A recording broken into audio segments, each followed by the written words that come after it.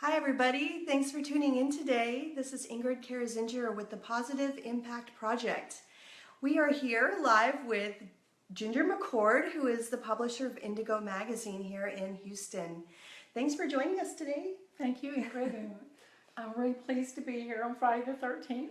Thank you.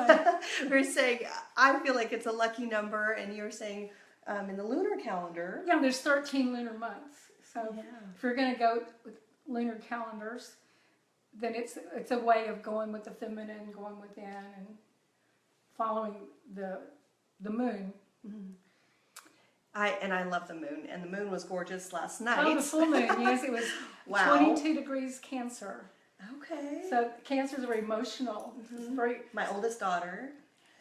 well, so a full moon is emotional to begin with, but when it's in Cancer, it's even more so because it's very feeling. Okay. You know. That's so great. It's interesting. Well, I do a Reiki group here, and she actually decided to join in the other day. So I feel like she was really thinking, I need some nurturing right now. So that was really awesome. She's 11, so she's still kind of aware of everything too. But it's just a wonderful energy, and I can feel it. It's a very nurturing energy that's going on right now, and it's lovely. Yeah, so it is an emotional time. And like I said, whether it's more when you're lunar or dealing with the moon, Luna, then it is a time to go within, you know, and it's good for meditation and, you know, reviewing yourself. And and it's beautiful. Strong moon energy. Yeah. Well, tell us, Ginger, a little bit about what you do. Well, I publish the magazine every month, which I try to make that available for people to know what's happening in the metaphysical world, or the metaphysical community. So I like to think of it as a voice for the metaphysical community, where people can, you know, it's a print magazine. We're also, I'm putting together a new website where we're going to be more digital, you know, and then everybody will have, like, we'll have a directory where people can have their own profile on there. Great. You know, so that way so my deal, very similar kind of what you're doing, is linking people up and letting people know what's available out there and what's going on out there. Yeah, mine is more of a video one, a video of what you're doing, and that's just kind of showcasing all those that have a service to provide, that are here to help others. But you're a journalist, and you have that in your blood. Yeah. And that is about letting people know what's going on. And definitely. Well, I think it's just connecting people, because it's a big world out there. It is. And I feel like a lot of people that I've talked to through the years, they just didn't know where to go to find those things. It's like they have this calling or this feeling, especially during this awakening, that it's like, I need a mentor. I need someone to tell me what's going on with the stars. And it's great to have a magazine like this, to have resources available and easily accessible. So it's important, very important. Yeah, it really is, because I believe that now that we have the internet, we have social media, and it's like it's the Wild Wild West out there. Just about anything goes. You know, we're inundated with media and news and what they call fake news. And how do you know what's real and what isn't? You know, who's a good practitioner and who isn't? Yeah. And so it's good to be able to, and also like what you're doing with the video, people get to see that person face to face, and it gives you an idea of, do you want to associate with this person? Do you want to feel their energy? And yes, and it is easier to tell, because even when you see a name, or that person I'm drawn to, that person I really want to see, and then the video kind of takes it to the next level where you get a real feel for it. And I think that we're all, you know, it's not a competition. It's really about everybody's attracted to a different energy. It's true. So each of us has that to give, and I think that showing it wherever possible is important.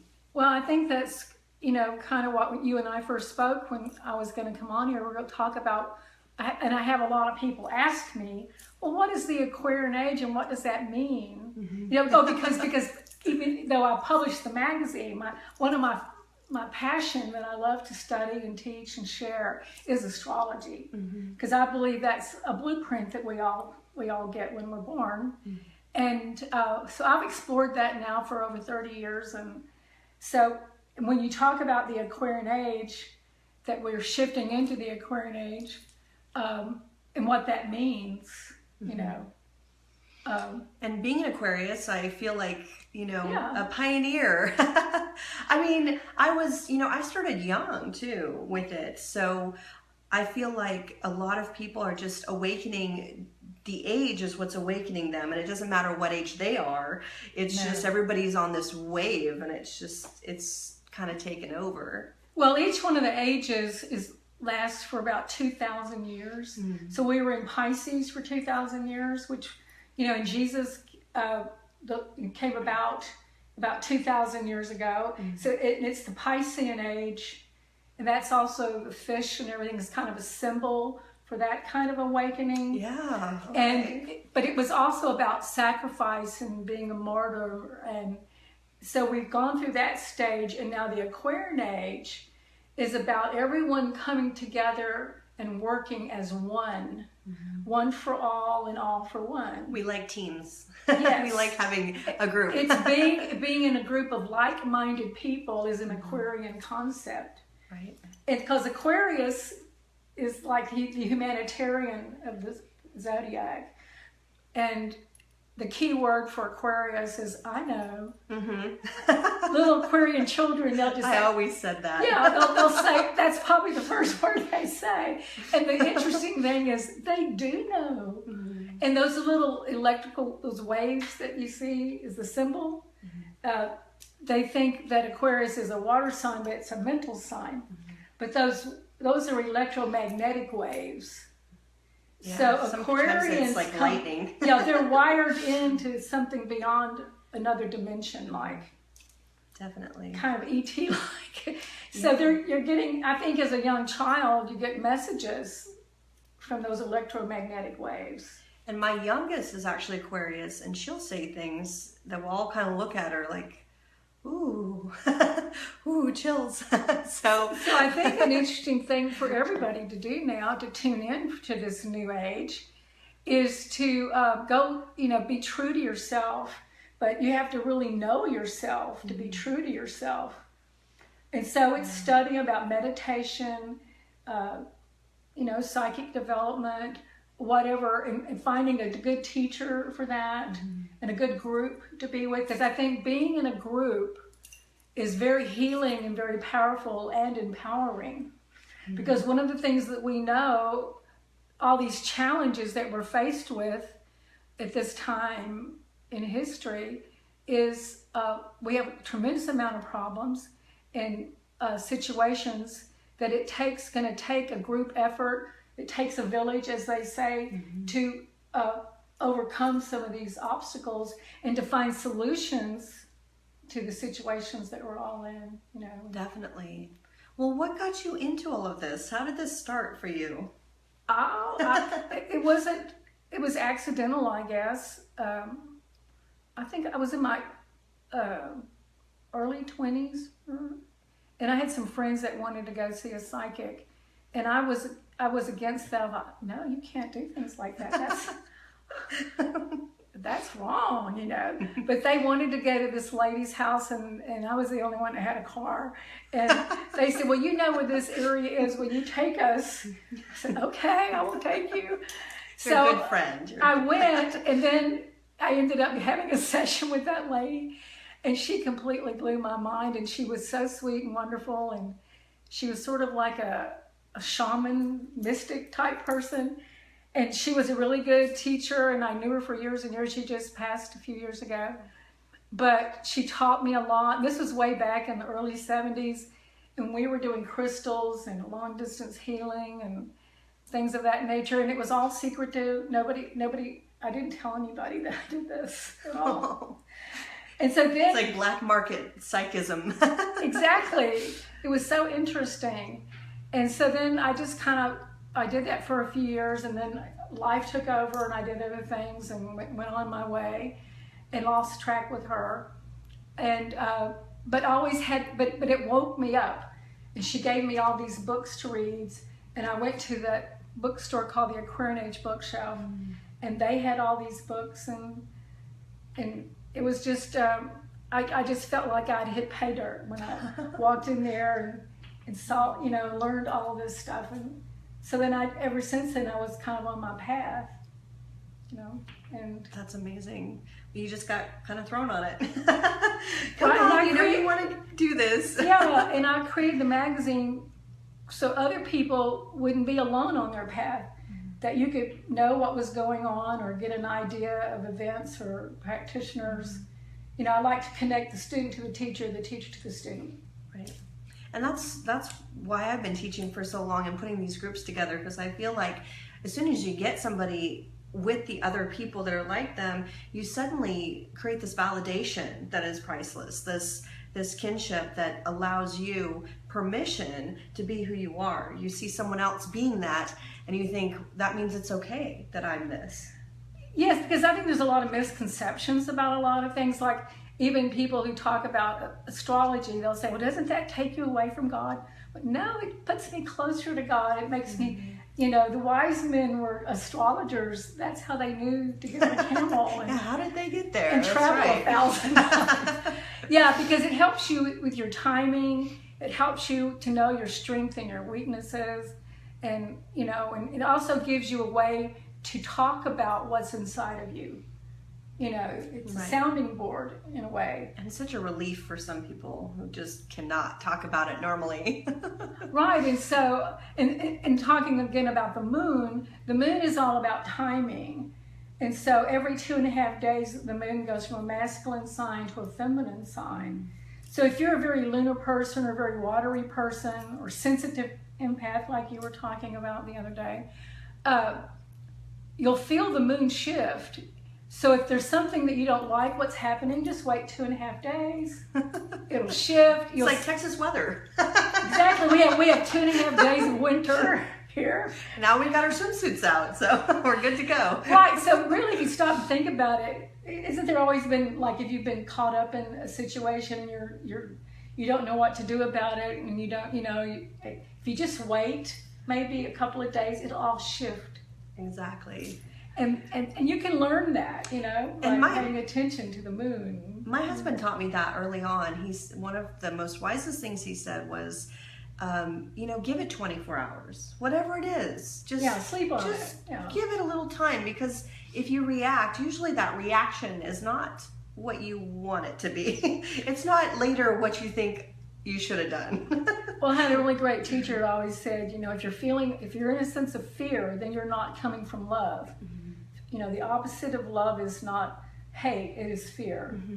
Definitely. And if you're into fear and confusion, you're not sure what to do, then you just need to remember to go to love, to go to God or spirit, and whatever that means for you.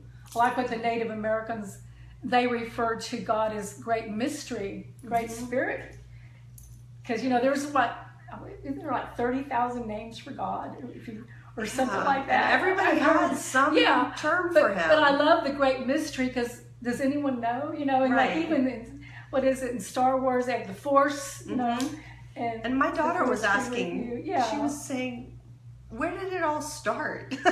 Wait, why are we here again? And she started asking those questions, and I was thinking, I guess we all ask that. Even if we think we know, there's always this doubt in the back of our mind. We don't really know.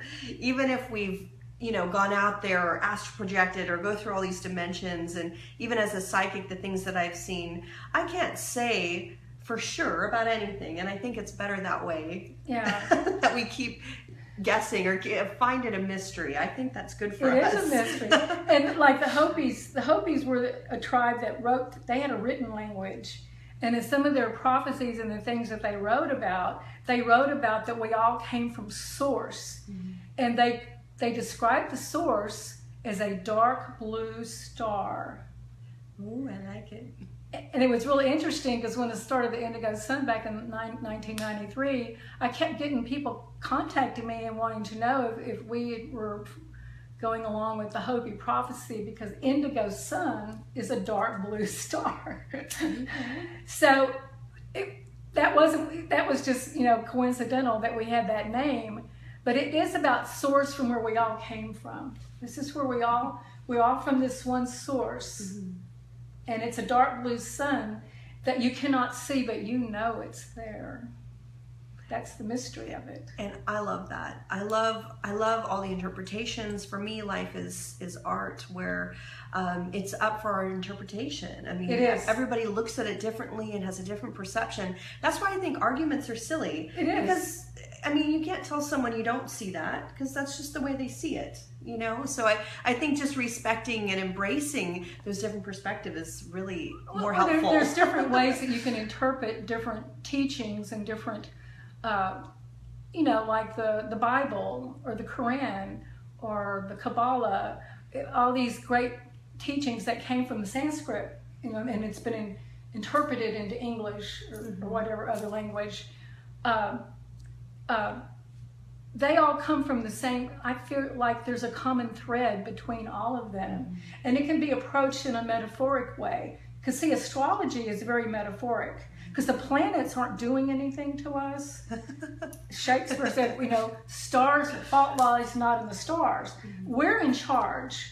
See, it's we're all walking universes, and we all are the center of our own universe. And that's what we're to be true to.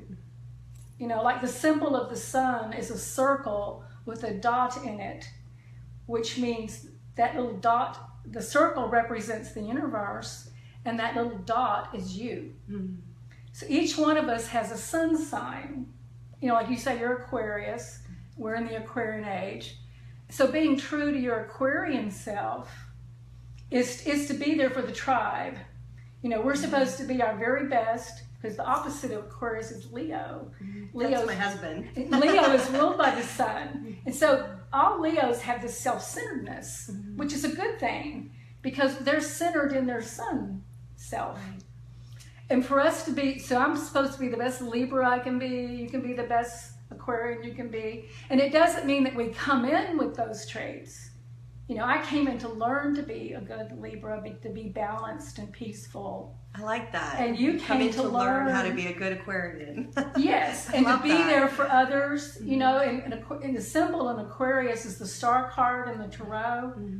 And he or she on that card has her one foot on Earth and one on another dimension. And that's Aquarius. That sounds how I like pretty much every day for me. Because you're a bridger. You're a bridger from one reality to another reality. I like that picture, that image. So tell us a little bit about moving forward. Are there projects in the works? Is there something you envision more for yourself? Well, I don't know. I just hopefully am continuing to do what I'm doing.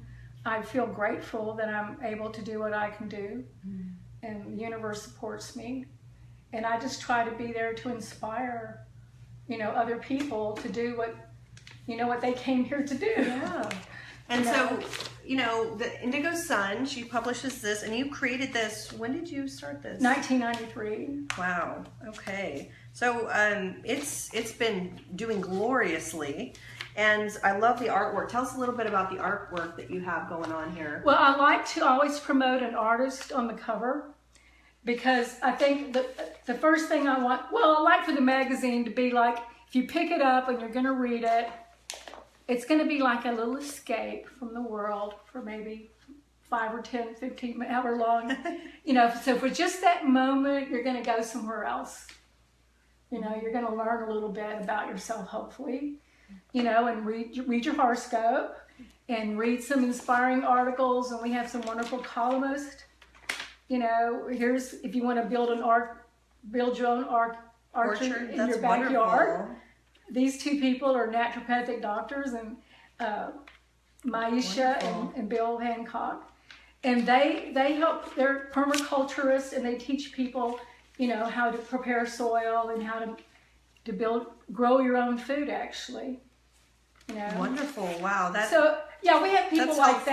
that are in the magazine that kind of inspire people to be in touch with the environment, and take care of the environment. Well, I want to read my horoscope. What do we have here? Aquarius. Okay. In the days until January 19th, Aquarius is wise to spend time alone and take stock of the past year before your birthday arrives. Mine's on the 22nd of January. Consider where you want to go over the next year and how you wish to accomplish those goals. I've definitely been thinking about those things. Work and health are particularly important at mid-month when you are faced with challenges, especially in your daily routine. Employ ways to be efficient and take steps to guard your health and healthy emotional boundaries. Now, I have to say, as Aquarius, as a humanitarian, that is definitely, and an empath, that is one of the things that empaths face quite a bit, is creating boundaries. Because we want to give, and sometimes give too much, we end up, it's a detriment. So we really do have to work on those, and I feel like that's an ongoing thing. But money matters are stressful through the 28th. Well, not for me maybe, but I mean, things have been going really good lately, I think it's the moon. If you are not actively working to bring in more income, I've been so busy, so that's what it is. If more money is going to, this is wonderful. And that's for those Aquarians coming up, because this, it's around the 20th, the 20th through the February 18th. So that might apply to some of you guys starting next week. And I love it. So if you guys want to pick this up, where can you find these? Well, it's in metaphysical shops for the practitioners. We're all over. We're also in other cities. We're in Dallas and Corpus Christi, Fort Worth, Austin, San Antonio. But if they wanted to go into like a store? In the Houston area, there's Body, Mind, and Soul, and it's at Lucia's. And all the little metaphysical places. It's at Center Point. Okay. And at Pixie's Intent and wonderful. Other little places. Okay. And it's online too. Oh yes, we're online. We're online. If you go to our Facebook, Indigo Sun Facebook, the magazine is online there. Great. And you have a website too, don't you? Yes, indigosun.com. Okay. We're like I said, we're revamping the magazine, the website right now, and it's going to be all new. Hopefully by the end of this month, we'll be able to launch that. Great. So it'll be a lot more interactive, Well, Angela says, love you, Ginger. You look beautiful. Oh, hi, Angela. She's in spring. Yeah, how are you, dear? And Maisha, she was in your Maisha the article. Was the author of the article. Yeah. Wonderful. Thanks for tuning in today. I'd like to point out that the writer of the astrology column is Robert Brown. So he's our columnist that does the astrology. Wonderful. Every month. And he has so since 1995. Great. Well, he probably knows a few things. He is wonderful. I read on the people that follow the magazine love his column every month. So great. Well, you provide a wonderful service, and again, it was a divine inspiration that you have kept running for a long time, and I think everybody appreciates what you brought into the world. So thank you so much for this. Thank you for being you and sharing today. Is there anything else that you wanted to share? Well, I do personal readings for people if they want to tune into their astrology chart, and I do over the phone. But I also do tomorrow. I'll be doing readings at Lucia's Garden.